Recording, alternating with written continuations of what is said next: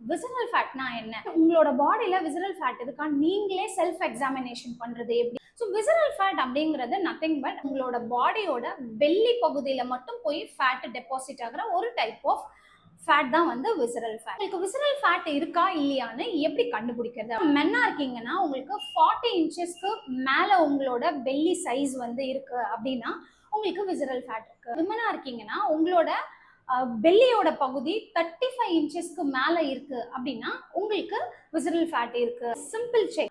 If you are அ மென், நீங்க ஒரு full size மிரர்ல போய் நிற்கும் போது உங்களோட பெல்லி ஏரியா மட்டும் உங்களோட பாடியில வைடரா இருக்கு, அப்பர் பாடி வந்து நார்மலா இருக்கு, தைஸும் நார்மலா இருக்கு, பட் ஆனா உங்களோட பெல்லி சைஸ் மட்டும் உங்களுக்கு தனியா தெரியுது அப்படின்னா உங்களுக்கு விசரல் ஃபேட் இருக்கு. விமனா இருக்கீங்க அப்படின்னா உங்களோட தைஸ் பகுதியும் பெல்லி பகுதியும் உங்களோட அப்பர் பாடியை விட பெருசா இருக்கு அப்படின்னா உங்களுக்கு விசரல் ஃபேட் இருக்கு. ஸோ இந்த விசரல் ஃபேட் என்ன ஆர்கன் எல்லாம் சரவுண்ட் பண்ணிருக்கோம்னு பாத்தீங்கன்னா நம்மளோட வைட்டல் ஆர்கன்ஸான பான்க்ரியாஸ், லிவர் அண்ட் இன்டெஸ்டைன், இதுல எல்லாத்துலயுமே ஒரு layer of form of fat வந்து டெபாசிட் ஆகி கடைசியா வந்து உட்கார்ற இடம் தான் பெல்லி.